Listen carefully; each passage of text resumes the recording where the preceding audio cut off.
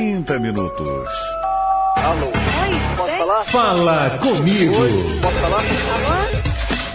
Pois é, meus amigos, no último dia do prazo para que os Estados Unidos elevassem o seu limite de endividamento, evitando o calote, o Senado do país aprovou ontem, portanto, por 74 votos a 26, o plano bipartidário. A gente já teve um comentário aqui, todos os dias, todas as quartas-feiras, nós temos a presença do doutor em economia, Rubens Teixeira. E ele já comentou há 15 dias atrás, ele comentava que seria um desastre para o mundo de um modo geral, caso houvesse o não pagamento da dívida norte-americana, das diversas dívidas. E, no entanto, parece que safamos, o país se safa, o mundo se safa de uma situação catastrófica. Mas quem pode falar melhor sobre isso é ele mesmo, o nosso querido doutor Rubens Teixeira. Muito bom dia, doutor. Bom dia, Fernando Sérgio, bom dia a toda a equipe Tupi e aos nossos queridíssimos e queridíssimas ouvintes da Super Rádio Tupi. Perfeito. Doutor Rubens, o que se pode esperar, isso que aconteceu, essa decisão que aconteceu à última hora, o que os países, notadamente países emergentes como o nosso, e que estão cada vez mais aí atrelados, né, à economia mundial, o que se pode esperar dessa situação à última hora, que foi ao apagar das luzes, né, que realmente os Estados Unidos vão ter a possibilidade de conseguir honrar os seus compromissos? Fernando, essa decisão do Congresso americano, da Câmara e do Senado, ela traz uma tranquilidade para o mundo. Por quê? Porque os Estados Unidos, ele é uma economia muito grande. É quase o triplo o PIB dos Estados Unidos é quase o triplo do PIB da China, que é a segunda maior economia do mundo. E se, eventualmente, os Estados Unidos tivessem limitações de aumentar esse teto, o que poderia acontecer? Ou os Estados Unidos ele não honrar a dívida dele, ou seja, os títulos públicos americanos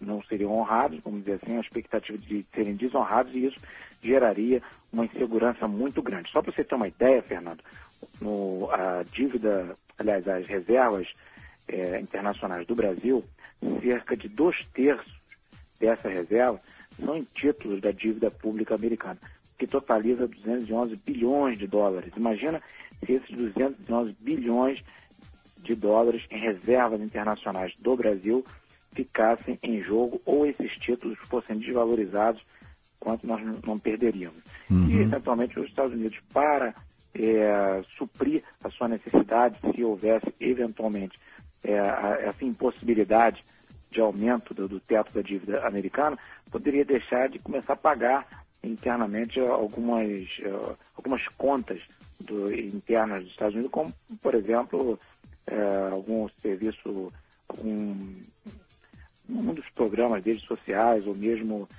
os veteranos de guerra, coisas dessa natureza.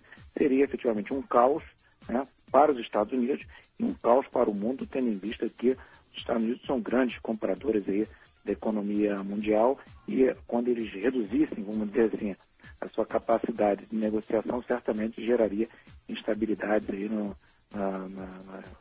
na economia internacional. Agora, na sua avaliação como doutor em economia, na verdade, por que os Estados Unidos chegaram a essa situação? Que a grande surpresa é exatamente isso, né? Se falasse isso há 10 anos atrás, 12 anos atrás, 15 talvez, ninguém esperaria uma circunstância dessa. Porque é aquela história, conseguiu resolver a parada, a necessidade de pagar, mas praticamente a apagar das luzes, como disse aqui no texto, né? Por que chegou? Por que os Estados Unidos chegaram a essa situação? Fernando, essa questão do aumento do teto da dívida pública americana é um fato que já ocorreu outras vezes, né? Notadamente existe lá uma disputa política muito comum, natural, nos países democráticos, né? Agora, o que choca, o que impressiona é o seguinte, é que a dívida pública americana, ela está aproximadamente no mesmo nível do PIB, ou seja, a relação dívida-PIB está em torno aí de entre 90% e 100%, que é um valor muito alto. Só para você ter uma ideia, a relação dívida-PIB no Brasil hoje é da ordem de 39% a 40%. E a americana essa relação já está mais de 90%. Então, quer dizer, é um número assim, que impressiona muito e gera insegurança, vamos dizer assim, de alguma maneira.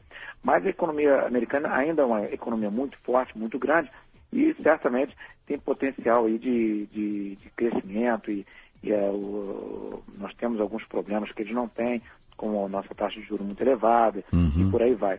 Agora, um outro problema que eles estão enfrentando lá no meio dessa situação toda é também o desemprego, né, que está aí na casa de 9%, e para você ter uma ideia, o Brasil hoje está na faixa de 6 pontos alguma coisa,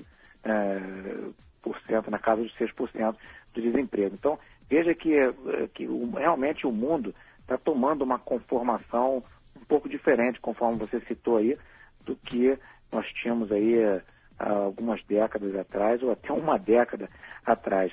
E o Brasil tem se tornado aí, realmente, tem crescido, tem melhorado. Crescido muito, é verdade. Temos alguma coisa a fazer, muitas coisas a fazer ainda. Por exemplo, a desigualdade social nossa ainda é algo grande, vexaminoso, vamos dizer assim, né? Verdade. Mas temos que combater este problema, mas pelo menos estamos vendo aí os resultados aí na nossa economia. E dicas de passagem, Fernando, isso é bom que seja dito, claro, que tudo isso é fruto dos governos anteriores, vamos dizer assim, podemos dizer isso, que o Brasil é o mesmo país, né? Vem sucedendo em governos, o Brasil ele vem aí, cada governo tem feito o que pode.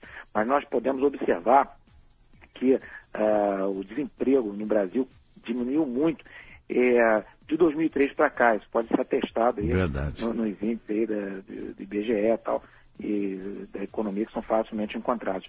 Então, tudo isso porque realmente o Brasil tem tomado uma conformação, tomado o caminho do desenvolvimento, o caminho do crescimento econômico. Isso é um fato que alegra bastante todos nós brasileiros e nos dá esperança, né, que nosso país está se tornando a cada dia uma potência, está crescendo. Eu tenho bastante esperança que nós temos muitas coisas positivas ainda a acontecerem. Perfeito. Quer dizer que, passado o susto, na realidade, daqui para frente, a gente pode esperar talvez uma condição melhor, economicamente falando, de um modo geral, para o mundo, doutor?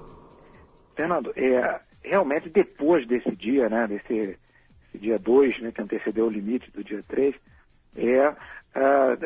nós temos uma bonança maior com relação ao que vinha acontecendo agora. Todavia, esse acordo que foi feito nos Estados Unidos prevê cortes de gastos, né, e isso vai implicar em alguns ajustes que serão feitos na economia americana e ao longo de alguns anos que foram previstos. Então, esta bonança, vamos dizer assim, é uma bonança controlada, né? Certamente, quando se fala em corte de gastos, os investidores sempre ficam bastante atentos e tendem até, de alguma maneira, a perder um pouco as boas esperanças, né? Sim. Isso gera impacto na expectativa nas expectativas econômicas e pode efetivamente influenciar de alguma maneira, e certamente vai influenciar a economia internacional. Então, fatalmente, esse fato, né, que por conta não só de um problema econômico, mas certamente de uma disputa política interna americana, veio muito à tona.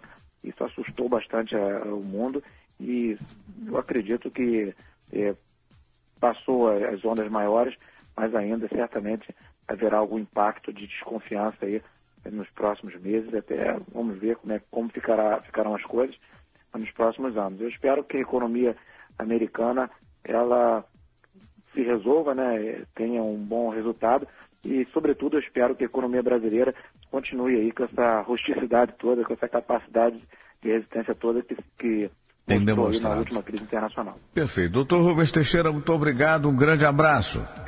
Fernando, um grande abraço a você, toda a equipe da Super Rádio Tupi e aos nossos queridos ouvintes. 40 minutos.